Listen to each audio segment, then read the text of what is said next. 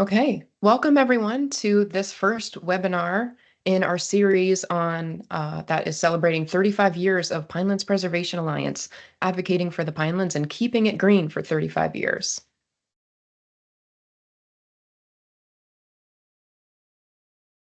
My name is Heidi Ye. I've been the policy director at PPA since 2022.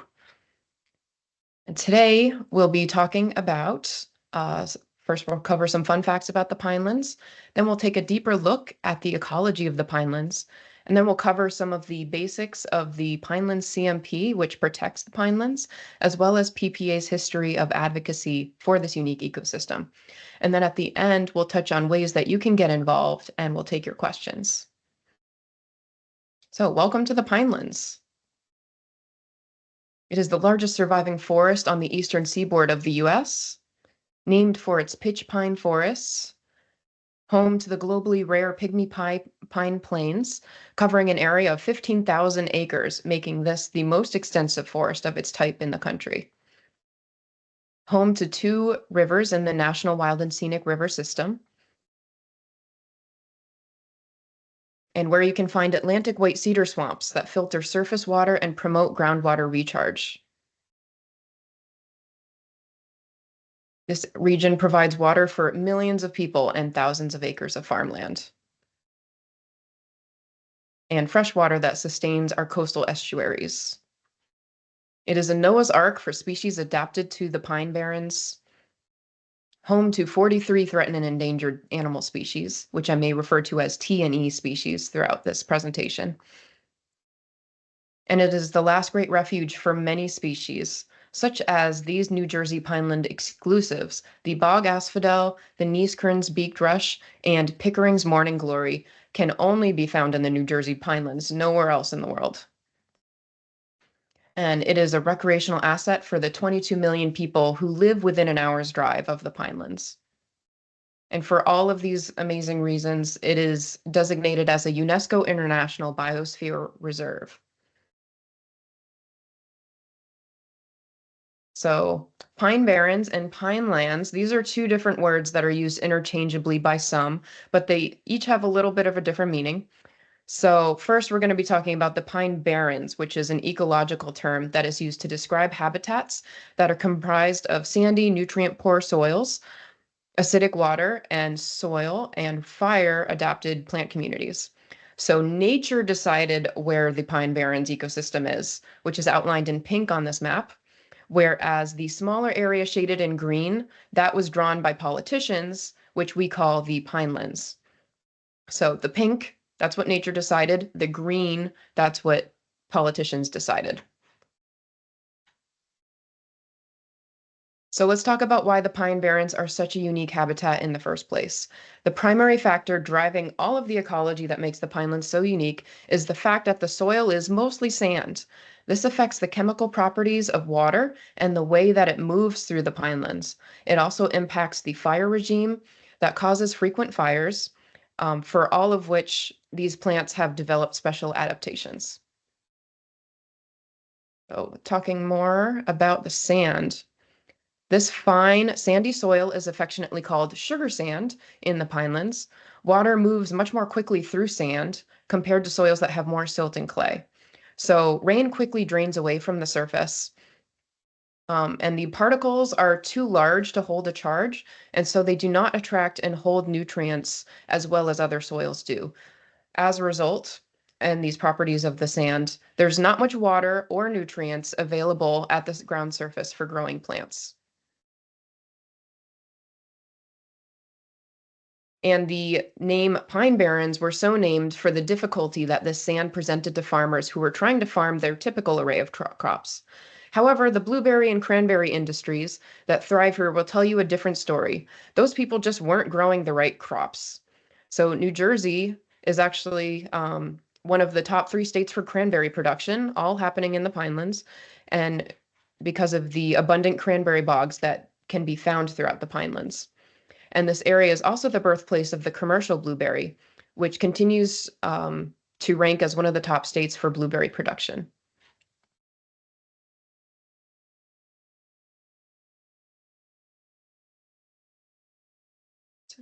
So the New Jersey Pine Barrens are sandy because of the land that was formed by millions of years of sediment deposition from the Atlantic Ocean, where sand was carried by currents and settled on the seafloor during periods when the coastal plain was submerged, resulting in deep layers of mostly coarse, quartz-dominated sand, known as the Cohansey Formation.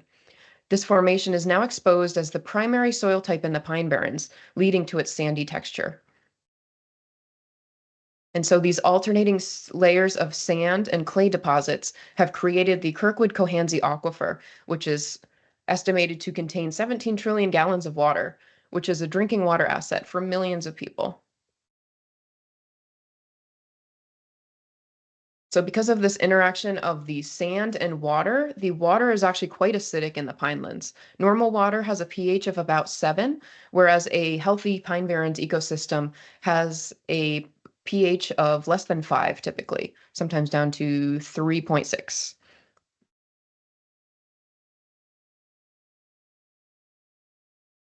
And the pine barrens are also known to have tea-colored water, known as cedar water, which refers to how the water takes on this reddish-brown, tea-colored appearance due to the tannins and iron that leach from cedar trees and the soils.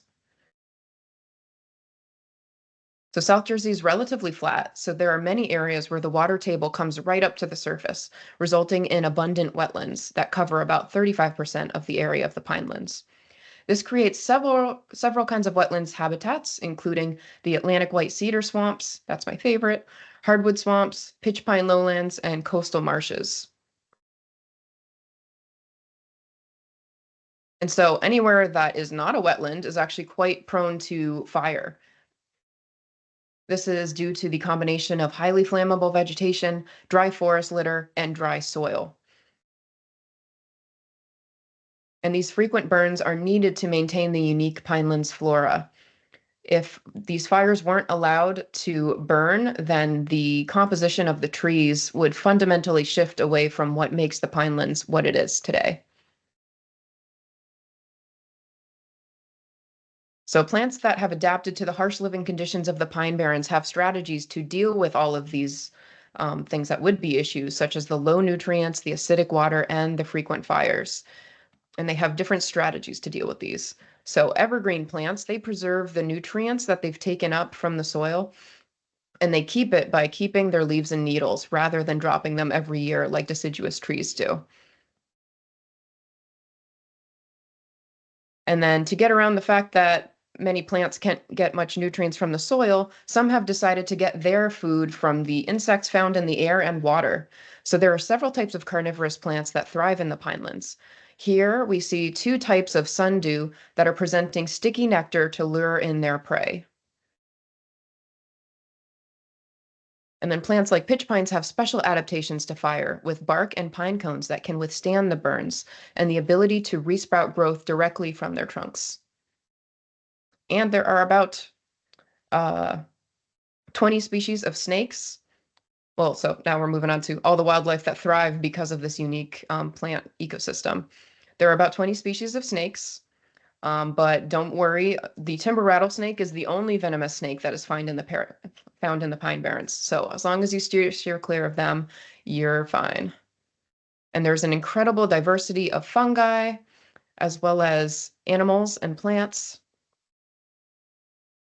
that all depend on this healthy pine barrens ecosystem, making the New Jersey Pinelands a popular destination for birding, as well as a place to observe other wildlife that call the Pinelands home. So all of this wildlife thrives in the Pinelands despite its proximity to human development, which crisscrosses the landscape. So the next time that you're in a spaceship looking down at Earth, check out New Jersey at night. Despite being the most densely populated state in the US, New Jersey has preserved a vast expanse of land between the New York City and Philadelphia metro areas that we know as the Pinelands. Here in this map, you'll see it as the big dark spot that is in this sea of light that is representing development. So this is even more remarkable considering its context that's within the megalopolis that extends between Boston and Washington, D.C., where intense development pressure has led to the degradation of many nearby habitats. Protections for the Pinelands has resulted in it being the largest forested area on the eastern seaboard between Maine and the Florida Everglades. However, large natural resources like the Pinelands are inherently difficult to manage because nature doesn't care about man-made boundaries.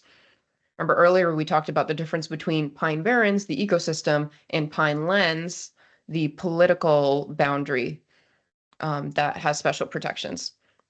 So, for example, consider the Kirkwood-Cohansey Aquifer, which is shown in this image here in light blue. It covers the entirety of the Pinelands National Reserve and beyond.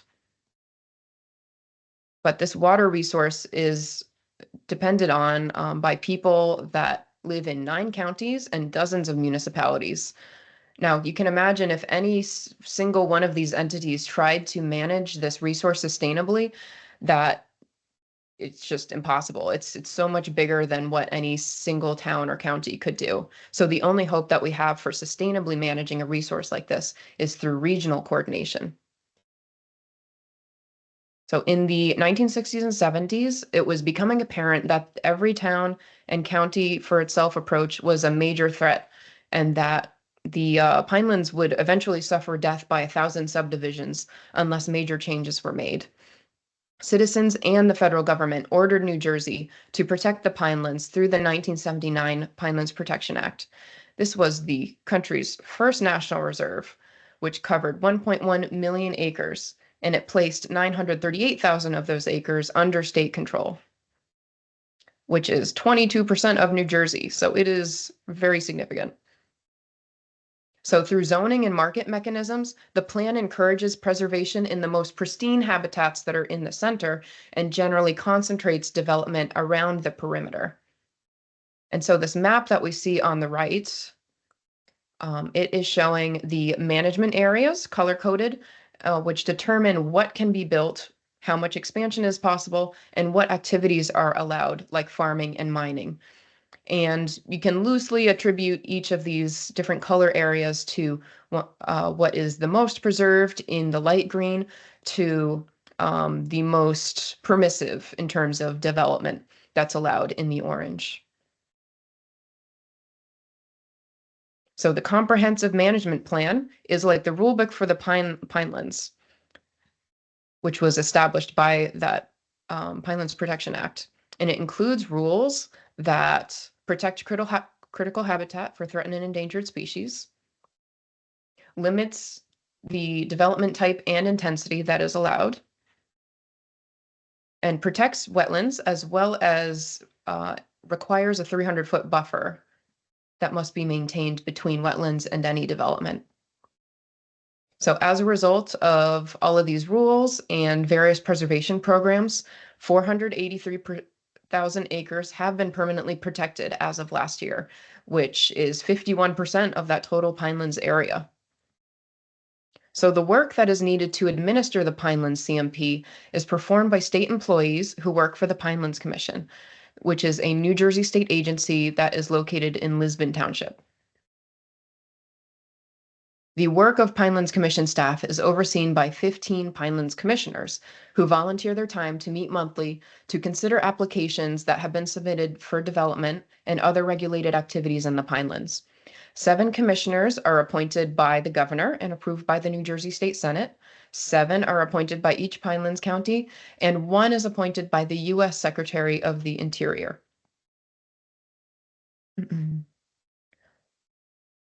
So they're doing the important work of enforcing the Pinelands CMP, but they don't always get it right. So that's why we need dedicated advocates to ensure that Pinelands protections are faithfully enforced.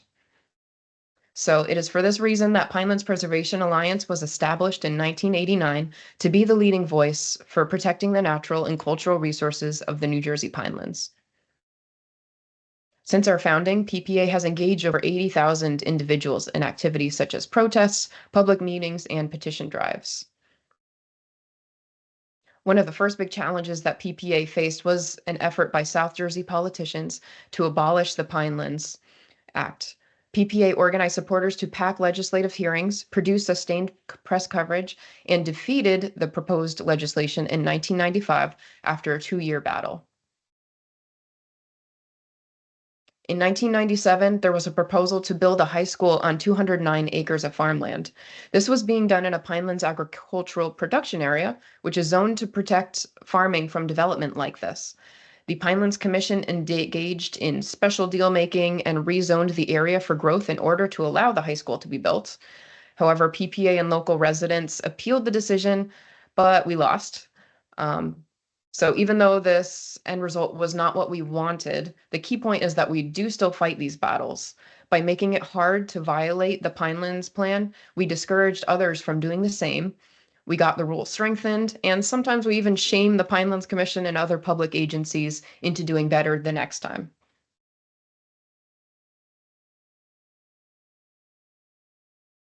Our advocacy is not limited to the Pinelands Commission, as we have pushed for changes in the New Jersey state legislature as well.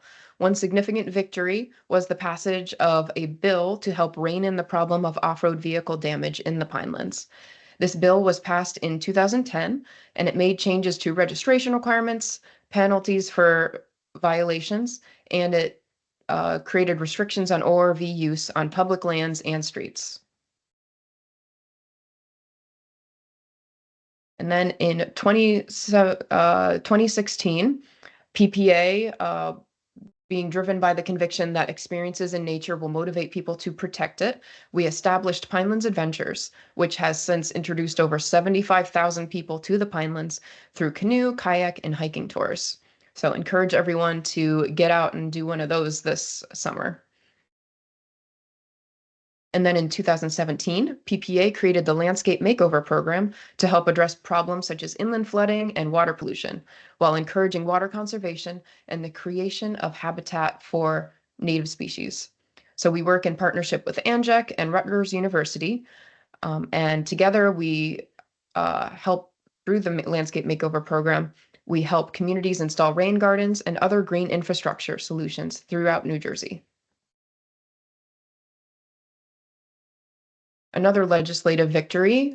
So in 2018, after 10 years of advocacy, the Prescribed Burn Act was passed in 2018 to provide greater opportunities for prescribed burning for ecological purposes. So it recognized the importance of prescribed burns both for reducing wildfire risk, but the innovation of this bill was also that these fires would be allowed to sustain natural ecology. So in that previous section, when we talked about why the pinelands needs to burn on a regular basis in order to maintain a healthy ecology, this Prescribed Burn Act was very important for allowing us to perform these ecological functions. And then beginning in 2013, the South Jersey Gas proposed to build a 22-mile, 24-inch high-pressure natural gas pipeline across the Pinelands forest area. Um, so in this particular area of the Pinelands, it would only allow infrastructure like pipelines if it was serving the needs of the Pinelands residents itself. However, this was not the case. It was simply shuttling the natural gas from point A to point B, crossing through the Pinelands. So for this reason, PPA and many allies fought the pipeline for 6 years. And as of March 2019, the project has been defeated.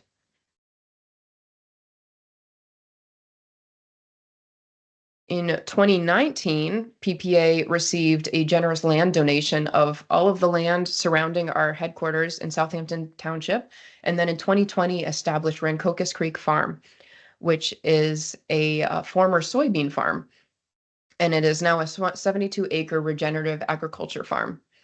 So they use these practices in order to promote biodiversity, build healthy soil, and enhance water retention on the property.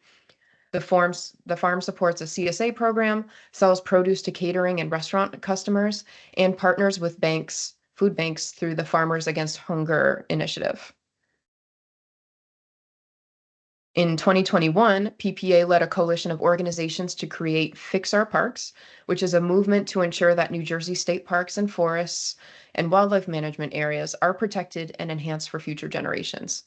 This campaign raises awareness among government leaders and the public about the value that state lands bring to our economy and human well-being, as well as the investments that are needed to ensure that these places are clean and safe for visitors. And then the COVID-19 pandemic also led many people to reflect on their mental and physical health. It was in this context that PPA launched the Pinelands is for Everyone project, which has since been renamed Access Nature, which seeks to make public open spaces more accessible for individuals with disabilities. So this has being done through building more accessible trails, creating inclusive recreational programs, creating online resources, and holding a forum that brings leaders in this community together, and raising awareness about the needs of this community. So this movement has sparked great interest. It really caught fire after this program was started. So in 2024, the initiative expanded statewide to become Nature Accessible for All. And while PPA is primarily known as an environmental organization, we have broadened our reach through initiatives that link environmental preservation with health, food systems, and community well-being. This inclusive approach has drawn in individuals and organizations who maybe not who did not previously identify as environmentalists, but now have their work connected to what we do in the Pinelands. So in 2022, PPA was a founding member of the Hamilton Health Coalition, which is dedicated to improving the health of Hamilton's people by making Hamilton more inclusive for all residents. And then in 2022 as well, PPA established a partnership with the Opportunity League, which is a nonprofit that is based in Burlington City, which ranks among the top 50 cities in New Jersey that are classified as food deserts. PPA has worked with the O-League to host summer interns on our farm and to bring fresh local produce to the city through CSA deliveries and the creation of a nonprofit grocery store called the Village's Community Marketplace. And then in February 2024, the program Roots to Prevention, which had already been going for 5 years, came under the umbrella of Pinelands Preservation Alliance to become part of our social equity programs. And this program reinforces a dedication to fostering a healthier, more equitable regional food system that we started through our Rand Crocus Creek farm. So Roots to Prevention, initially based in Camden, this transition to being under PPA's mission, it has the connections that it advances sustainable urban agriculture and addresses broader environmental and community welfare concerns.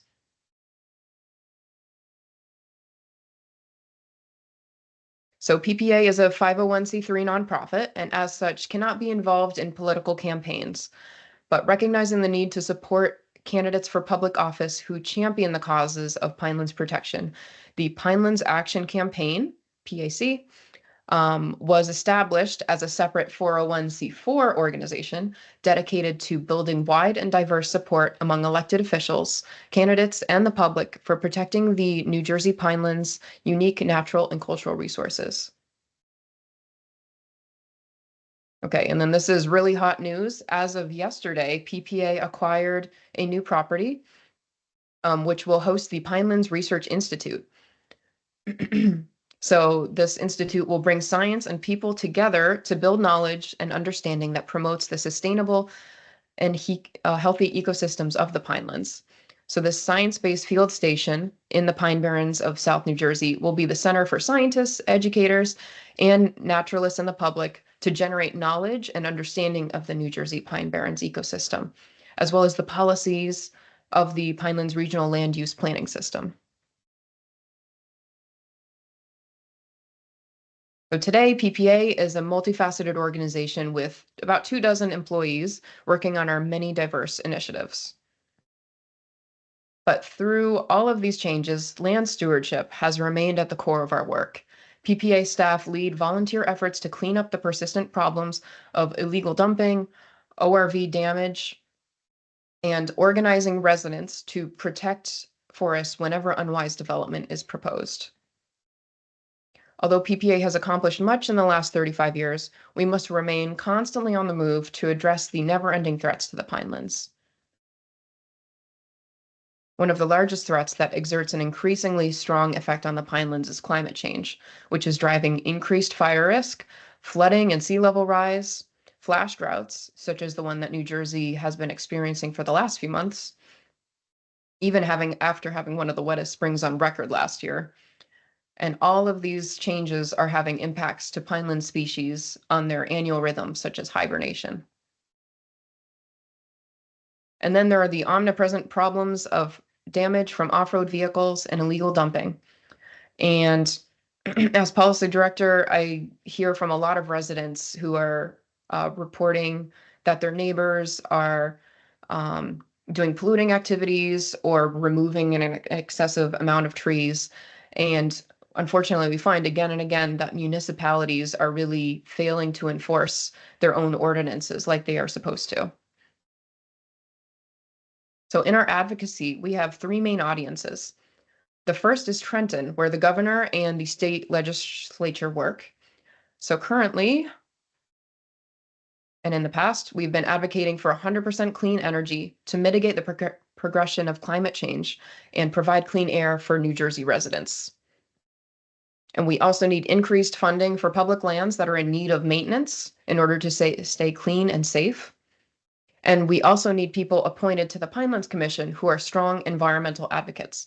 So remember that 7 of those 15 Pinelands commissioners, they all need to be appointed by the governor and approved by the New Jersey Senate. But we found that this is an unusually, surprisingly slow process. And then our second audience is the Pinelands Commission. We are asking that they take more steps in order to address climate change, to increase protection for threatened and endangered species, and to hold developers accountable. And then finally, to all of you who reside in New Jersey municipalities and visit the Pinelands, we encourage people to practice native landscaping on their own properties, as native plants use less water and filter water to increase our water quality. We want everyone to get engaged in local government, and a great way you can do that is to sign up for our action alerts, which go out once a month and often tell you what petitions or what meetings we are asking people to show up for in order to advocate for the Pinelands. And then also that you pay attention to what development is happening in your communities, ideally before it's even been built. We're trying to get in there at the proposal stage. So reject harmful development such as warehouses. New Jersey has enough of them at this point, and artificial turf fields. So there are many ways that you can get involved in a hands-on way with PPA. A lot of these are going to be advertised through the action alerts that I previously mentioned, but we encourage everyone to plant trees or a rain garden, either on your property or in the community.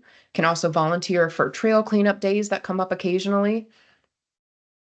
And then we're also an organization that has basic office needs, and we have an army of volunteers that are organized by Mike Pippin.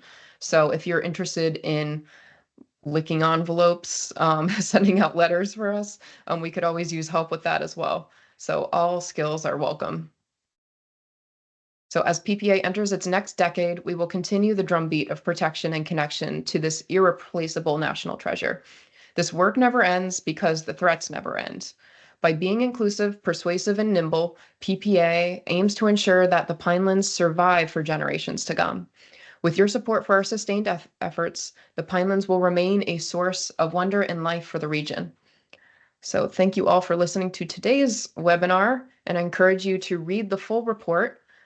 Check it out online. And then later this month, we'll be hearing from our water outreach coordinator, Stephen Elliott.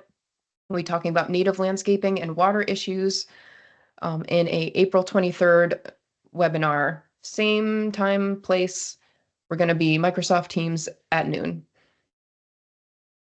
And then before I finish, I'd like to thank the amazing photographers whose work has been featured throughout this presentation. They share their work with PPA through an annual Pinelands photography competition, which you can check out next year. And with that, I'll take any questions that we have from the audience. I started a Q&A, so if you have any questions, you can just pop the answer or question in there, and then we'll go from there.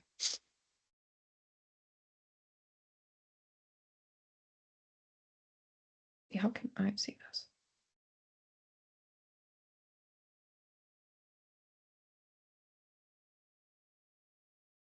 The Q&A is loading.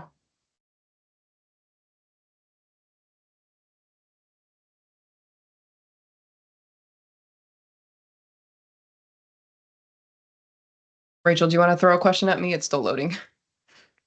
There are no questions right now. Okay.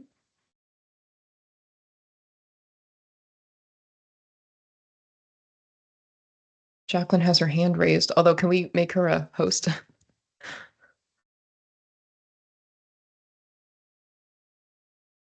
Yeah, I see we have hands raised. Give me a Mhm. second.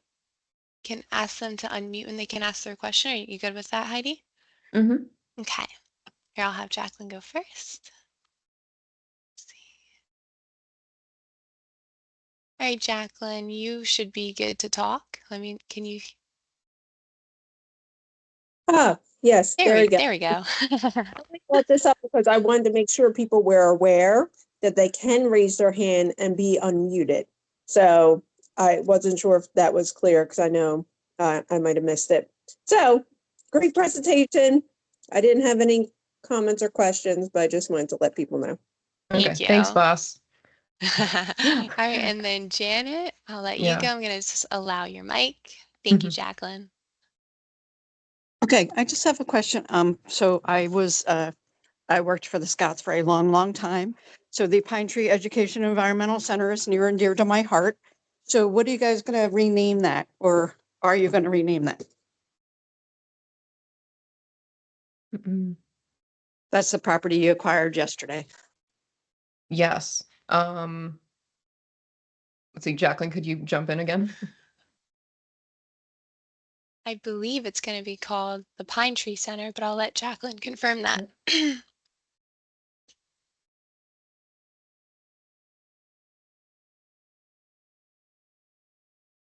Are we able to? I did. Let's see. Mhm. Can you go, Jacqueline? I think you have to unmute yourself. Yeah, it wouldn't let me at first. So yeah, you have to keep doing it every time for the person. So right now, yes, Pine Tree Center, but anything can change in the future. Okay, yeah, I was just curious, but it's a great property, and I was very excited that you guys have taken it over. It's going to have a positive future. So thank you. Mhm. Okay. Yes, thank you very much. Yeah. And FYI to everyone, Jacqueline Rhodes is our new executive director. She took the reins as of January 1st this year after 25 plus years of Carlton Montgomery at the head. Yep. We have a few other questions I can read off to you, Heidi. Okay. Okay. Does the defunding of EPA at the federal level impact any of PPA's work or increase risk to the Pinelands? Great presentation and beautiful photos. Thank you. Right. Yeah. Yeah. Well, it's certainly shown the importance of having region-specific protections and having these multiple layers of protections. So we've got the state, we've got the Pinelands, and then there's the federal. So if these federal protections are being weakened, at least we still have these the state and regional protections that persist. And recent changes to the way that the EPA can administer the Clean Water Act, like that would be very concerning for our ecosystem. But because of the protections for the Pinelands, um, there's not an imminent threat at the moment. Mhm. Thank you. And then another question, what is the best way to be aware of new developments in the Pinelands or near our homes before they are set in stone? Yeah, so there are ways that you can monitor which applications have been submitted to the Pinelands Commission. Of course, it's only relevant if you live within the Pinelands area. So otherwise, you would have to be attending your municipal planning board, zoning board meetings to be able to see what is being considered and what is in line for approval. Because usually if something has already been approved and something's under construction, it may be too late at that point. Mhm. And I am working on a citizen's guide to the Pinelands Commission so that people can get kind of an introduction to how to navigate all these various forms that are available, but kind of hard to interpret what's going on. And then, of course, if there are any like really big egregious developments that are of concern to everyone in the region, then we'll let you know about it through our action alerts. Thank you. Frank asked the question. He said, "We have major issues with sand mining. Do you have that issue, and what do you do about it?" Hmm. Yeah, so sand mining is a permitted use in the Pinelands, although what was it, commission rules that were passed a few years after PPA was established, they limited the creation of any new sand mines. So it's pretty much they're just working with existing sand mines at the moment. Jacqueline, do you have anything else to add on that issue? No, I think you covered it. Thank you for that question. We have a few more if you're ready for them. Okay.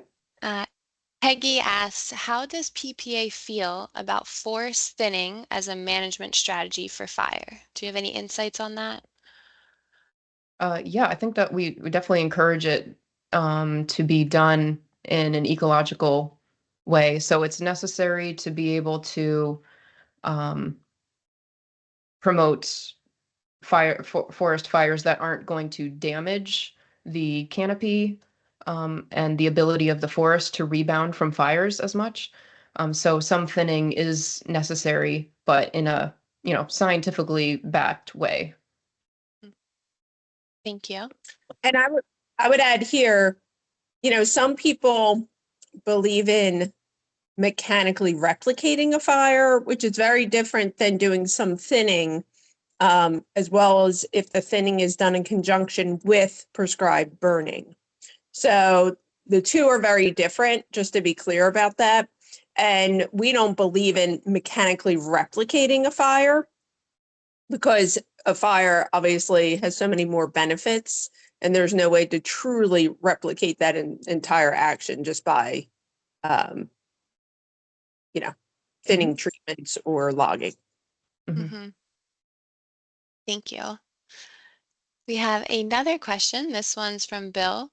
Could PPA help advise townships and municipalities, whether inside the designated pinelands or beyond, to tighten up their zoning codes in the interests of land conservation? And then he said, I suppose that this would be mission creep, but for all the right reasons. Yeah, we found that it's definitely necessary for towns to revisit their master plans, especially I think where the warehouse sprawl has been kind of a great example of this, where if you aren't restrictive about what you're going to allow, if it's too open, then development that is not wanted by anyone in the town can easily appear. So, for example, in Pemberton Township, there was a lot of land that was actually industrial. It appeared to be farms for all of the residents who were living nearby, but turns out that it was actually zoned for industry and it was only being temporarily used as a farm as a special like exception. So then when warehouse developers came in with their proposals, it was very easy to get them approved because that is actually what the land was used for, was zoned for. Although all these homes were built kind of with the assumption that they were going to be surrounded by farmland, but that's a big difference living next to a farm versus a warehouse. Mm-hmm. Thank you. And then just two more. So one from Julie. She said, I work for a nonprofit in Cumberland County. We recently acquired a 60-acre property that has 30 plus acres of wetlands. Is there someone we could connect with and discuss ways to create an accessible trail? And I think I can answer that. We can connect you, and Rachel can follow up with you after. We have Sean Kane Holland, who leads our accessibility program, and I also would like to include Jason Howe on that. He's our public lands advocate. So I will connect with you on that, Julie. Mm-hmm. And Yeah, that sounds lastly, wonderful. And yeah, our let's see, our May webinar will be on mm, access nature and learning more about how these accessible trails get made. perfect, perfect. And then lastly, I saw something about a green amendment town hall. What is Mm. that? Yeah. Do we have Stephen on the call? So this is an event that's going to Yeah. be hosted at Like, PPA. Jump in. yeah. Oh, he's on, but I guess you have to unmute him if you want him to talk. Okay, let me find him in here. Okay, I think you're good to go, Stephen. Sorry, that was my question. It was a shameless plug. In response to the EPA question, so as we see federal rollbacks and regulations that protect our clean water and air sort of being taken out with the stroke of a pen, there are ways that we can put more protections in place, and one of those ways is through a green amendment. A green amendment gives each one of us the individual right, just like any other right, like our right to free speech, for clean air, pure water, and healthy and stable climate and ecosystems. So we do have one proposed in New Jersey. It's been sort of kicked down the road since 2017. More and more of our legislators have signed on as co-sponsors, but ultimately we don't need them to vote for the amendment itself. We need them to allow the people of New Jersey to vote on whether or not they believe that we should have the individual right for clean air, pure water, and healthy and stable climate and ecosystems. So we're holding a town hall. We hope to get some of our legislators in attendance so they can hear people talk about their concerns with what's happening at the federal level and how the Green Amendment can help protect our state. But there will be a time limit on what people can contribute, right? No 25-hour speeches. I don't know. That seemed to catch some people's attention. 25 hours is a long time. I'm surprised they didn't collapse. Yeah. So if our town hall is successful, then when we all go to vote for governor in November, then we'll also see a question about whether we want a green amendment, right? And so we were just hearing from Stephen Elliott, who's the water outreach coordinator, and he's going to be giving the presentation later this month on native landscaping and water issues. Yes, thank you. Okay.